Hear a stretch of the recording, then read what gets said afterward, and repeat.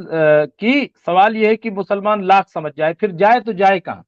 कांग्रेस का भी जिस तरीके का रवैया आप देखिए कि लोग जा रहे हैं, राहुल गांधी पे कोई आंच नहीं है, कोई उंगली नहीं, लेकिन बाकी जिस तरीके का रवैया है क्या कहेंगे आप।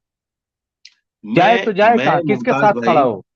हम्म। मुमताज भाई मैं इस हक में हूं, हम्म। मुत्तहिदा तौर पर बीजेपी के साथ ही आ जाइए। हम्म। अरे मुत्तहिदा तौर पर बीजेपी के साथ ही आ जाइए, क्या बुराई है। हम्म। लेकिन मुत्तहिदा तौर पर, हम्म।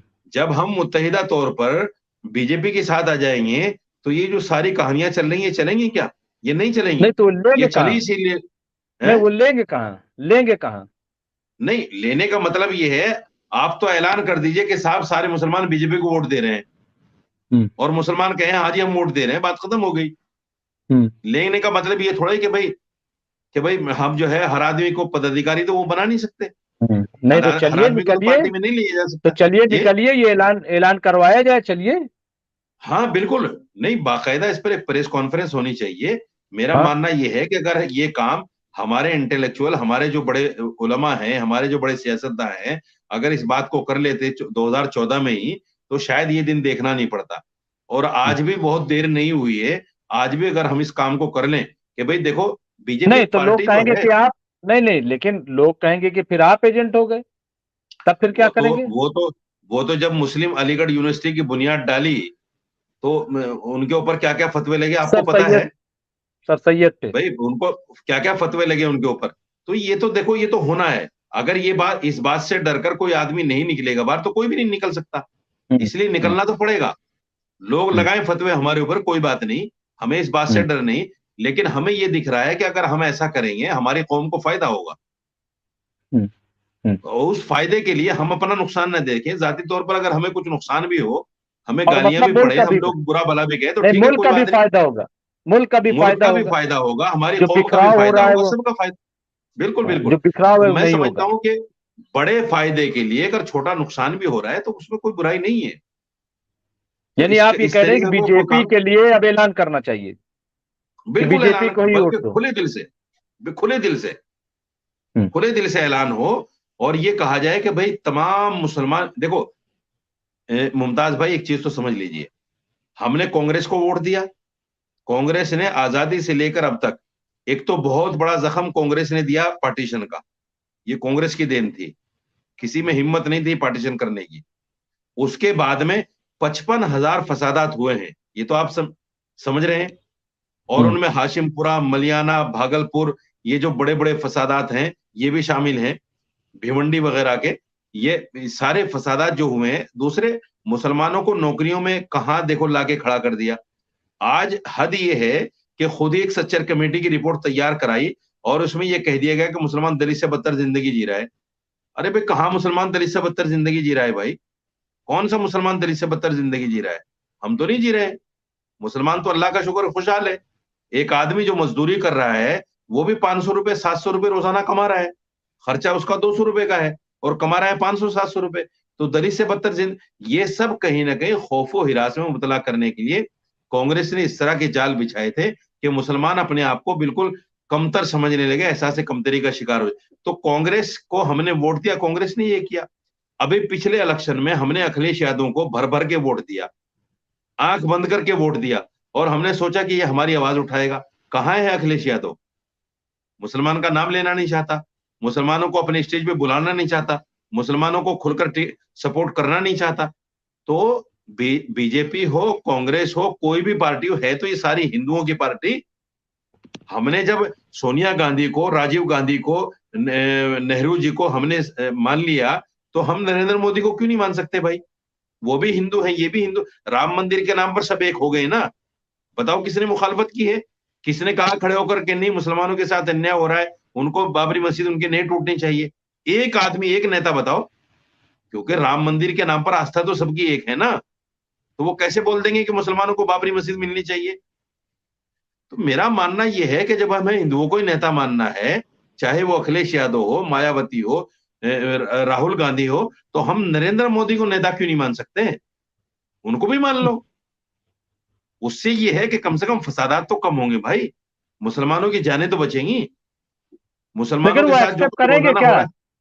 वो ये एक्सेप्ट करेंगे क्या? वो एक्सेप्ट ही नहीं करेंगे फिर। बिल्कुल करेंगे भाई साहब। देखिए जब मुसलमान नहीं, खुल के कैसे वोट करेंगे? देगा ना आपको उनको, याद होगा, एक मिनट साजिद रशीदी साहब, आपको याद होगा कि इमाम बुखारी ने ऐलान किया था आम आदमी पार्टी के लिए कि मैं वोट दूंगा, तो केजरीवाल निकले और कहा कि मुझे वोट नहीं चाहिए। सुनिए मेरी बात सुनिए। नहीं, ये एक एक है ये। जी। नहीं बिल्कुल है, बिल्कुल है। मैं सिर्फ ऐलान करने की बात नहीं कर रहा हूं, मैं सिर्फ वो ऐलान करने वाला इमाम बनने की बात नहीं कर रहा हूं। क्या इमाम ने ऐलान कर दिया और खत्म? इमाम बुखारी के कहने से कितने लोग वोट देते हैं आपको पता नहीं है? नहीं, वो एक अलग मसला है, लेकिन एक नहीं, ऐलान की मैं बात है। एक बात एक ही मैं वोट एक है। बात कर रहा मैं हूं। कह रहा हूँ एक ही अगर वोट है। मैं, मैं नहीं नहीं, एक मिनट, मैं कह देखिए रहा हूँ कि मुमताज मेरी साजिद सुनिए एक रशीदी मिनट, साहब। नहीं सुनिए मेरी बात। देखिए जी जी। मैं साजिद रशीदी, मैं अपनी तरफ से 100 वोट नहीं दिलवा सकता किसी पार्टी को। मुझे हम्म, पता है मेरी औकात, समझ हम्म, रहे हैं आप बात? लेकिन हम्म, अगर मैं सिर्फ 2 पैसे लेकर या कोई अपनी सियासत में पैक्ट बनाने के लिए इस तरह के ऐलानात करूं, तो मेरी हैसियत क्या है किसी को पता नहीं है क्या? सबको पता है। लेकिन ये हम जो कदम उठाने जा रहे हैं या कदम उठाना चाहते हैं, ये सोच में है अपनी, ये हमारा मकसद ये नहीं है कि हमें फेम मिले या बीजेपी पार्टी हमें कोई 2 पैसे दे या बीजेपी पार्टी हमें कोई ओहदा दे। बिल्कुल मकसद हम्म, नहीं। मकसद सिर्फ ये है कि बीजेपी पार्टी जिस तरह से मुसलमानों को टारगेट कर रही है, अल्लाह करे अगर मुसलमान भर भर के उसको वोट दें तो ये टारगेट करना बंद हो जाए, ये मुसलमानों के साथ जुल्म बंद हो जाए, ये नहीं, लेकिन मुसलमानों को अगर और समझना शुरू मजबूत करें। से। नहीं, लेकिन साजिद साहब, अगर वो और मजबूती से आ गए, भाई ये भी है, तो फिर और देखिए, जितनी हुकूमत ज्यादा मजबूत है उतनी डिक्टेटर। बात बीजेपी की सिर्फ नहीं है। जो भी सरकार रही, जो भी सरकार रही, जितनी मजबूती से इक्तदार में आती है, उतना वो डिक्टेटर हो जाती है, ऐसा कहा जाता है। मेरे भाई मुमताज भाई, आप माशाल्लाह बहुत अच्छे पत्रकार, अच्छे जर्नलिस्ट हैं। आप मुझे बताइए, अभी उनकी सरकार मजबूत नहीं है क्या? उनके पास अपना खुद का बहुमत है, एनडीए उन्होंने बना रखा है, पार्टियों को वो ले रहे हैं, लेकिन उनके पास उनका अपना बहुमत है ना, उनको जरूरत ही नहीं किसी पार्टी की, लेकिन फिर भी वो पार्टी को साथ में जोड़ रहे हैं। समझ रहे हैं ना आप बात? तो सवाल ये है, ये नहीं है कि भाई उनके पास बहुमत है कि नहीं है, उनके पास हम्म, मेजोरिटी कितनी है कि नहीं, आज भी तो उनकी मेजोरिटी है। उनके पास जो मुद्दे हैं ना मुमताज भाई, वो ऐसे मुद्दे हैं, आज सारी सियासी पार्टियां इस बात के लिए मजबूर हो गई, उनको अंदाजा हो गया कि अब बीजेपी 10-20 साल कहीं जाने वाली नहीं है। इसलिए बीजेपी की मुखालफत करना अपनी सियासत को दांव पर लगाना है, इसलिए सारी पार्टियां उसकी तरफ झुकाव कर रही हैं। नहीं, लोग दूसरी तो ये बात भी कह रहे यह हैं है, कि शाइनिंग इंडिया। जी, बस खत्म दूसरी जी। बात यह है जैसे मैंने कहा, ये हम्म, मुद्दे ऐसे लाकर लेकर आते हैं तो उससे उससे आदमी निकल ही नहीं पाता, कोई सियासी आदमी। धार्मिक मुद्दे हम्म, पर आप मुझे बताइए, राम मंदिर के नाम पर कौन सी पार्टी अलग हो सकती है? ज्ञानवापी के नाम पर कौन सी पार्टी अलग हो सकती है? शाही ईदगाह मस्जिद को लेकर कौन सी पार्टी इनसे अलग हो सकती है? बताइए आप मुझे। इनके मुद्दे ही ऐसे हैं कि तमाम सियासी पार्टियों को मजबूरन समर्थन इनको करना पड़ता है, खामोश रहना पड़ता है। मुसलमानों के लिए कौन बोलेगा भाई? अब खाली असदुद्दीन अवैसी, चलिए मैं मान लूंगा वो ईमानदारी से बोल भी रहे हैं, उनके बोलने से क्या हो जाएगा?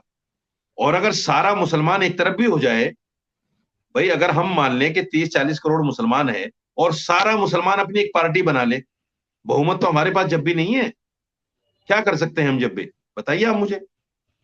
इसलिए मजबूरन हमें इत्तिहाद करना पड़ेगा, और जो ताकत में रहता है उसके साथ इत्तिहाद करना, ये अक्लमंदी भी है, ताकि उसके, देखिए कई लोगों से आदमी को ताल्लुकात इसलिए रखने पड़ते हैं ताकि उससे उसके शर से बच जाए।